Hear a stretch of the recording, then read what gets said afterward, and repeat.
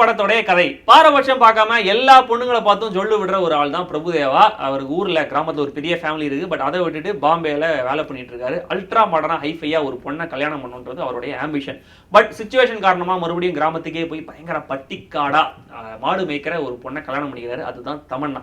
வேண்டா விருப்பா அந்த கல்யாணத்தை பண்ணி காண்டா மிருகன் பெருசாரா இல்ல பாம்பே பக்கம் கூட்டு வந்துடுறாரு தமன்னாவை.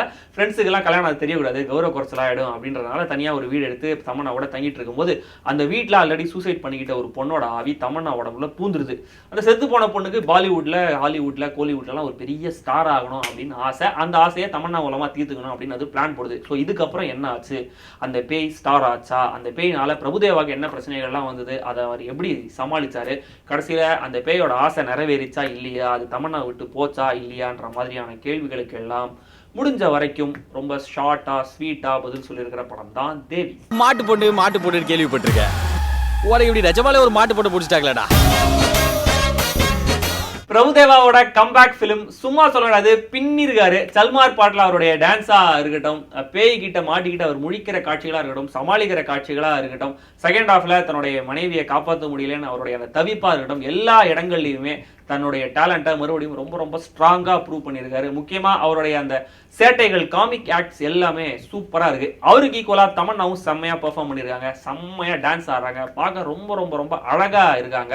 முடிஞ்ச வரைக்கும் அந்த 2 ரோலுக்கான வேரியேஷனை அவங்க கொடுத்துருக்காங்க. அந்த ஆவி பூரும் போது நல்லா அந்த ஆட்டிடியூட் காமிக்கிறதா இருக்கட்டும், அந்த இன்னசென்ட்டான அந்த வில்லேஜ் பொண்ணா இருக்கட்டும், முடிஞ்ச வரைக்கும் ரொம்ப பெரிய குறை சொல்ல முடியாத அளவுக்கு அவங்க நல்லா பெர்ஃபார்ம் பண்ணியிருக்காங்க. கண்டிப்பா அவங்களுடைய கேரியர்ல இது ஒரு முக்கியமான படம்.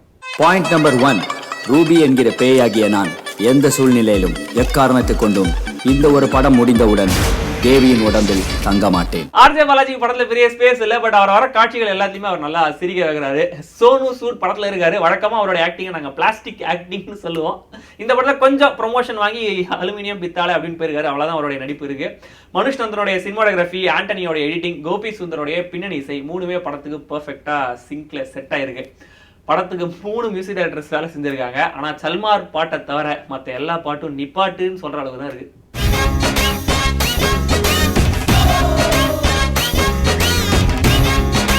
வழக்கமான தமிழ் பேய் பட கிளிஷேக்கள் இல்லாம ஒரு பேய் படத்தை கொடுத்ததுக்கு இயக்குனர் ஏஎல் விஜயை பாராட்டலாம். சின்ன சின்ன விஷயங்களை ரொம்ப ரொம்ப ஸ்மார்ட்டா அவர் கன்வே பண்ணி ஆடியன்ஸை கைத்தட்ட வச்சிருக்காரு.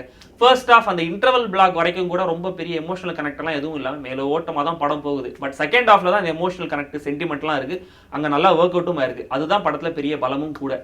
எந்த இடத்துலையும் பெருசா அந்த மெலோ டிராமாலாம் எதுவும் கிரியேட் பண்ணாம பெரும்பாலும் ஹியூமரை கொண்டே படத்தை நகர்த்தி இருக்காங்க. அது ரொம்ப சூப்பரா இருந்தது. முக்கியமா பிரபுதேவா ஒரு 2-3 இடங்கள்ல ஒரு மைண்ட் வாய்ஸ் மாதிரி மைண்ட் விஷுவல் எல்லாம் யோசிப்பாரு. அதை காமிச்ச விதம் ரொம்ப ஃபன்னியா இருந்தது. குறையா சொல்லணும்னா நாசர் சதீஷ் வர காட்சியை அப்படியே தூக்கிடலாம். அந்த செக்மெண்ட்னால பெருசா படத்துக்கு எந்த கான்ட்ரிபியூஷனும் இல்லை, பெருசா காமெடியும் இல்லை அந்த செக்மெண்ட்ல.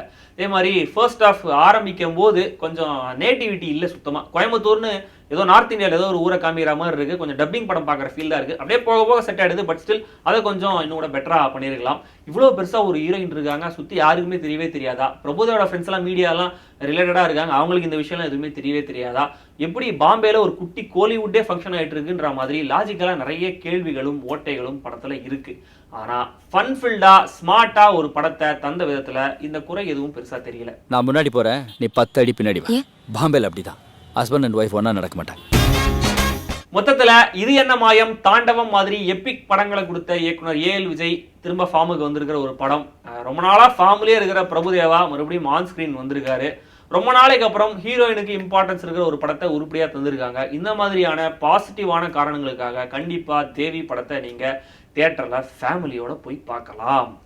சைன் பண்ணிட்டு தான் இருக்கேன்.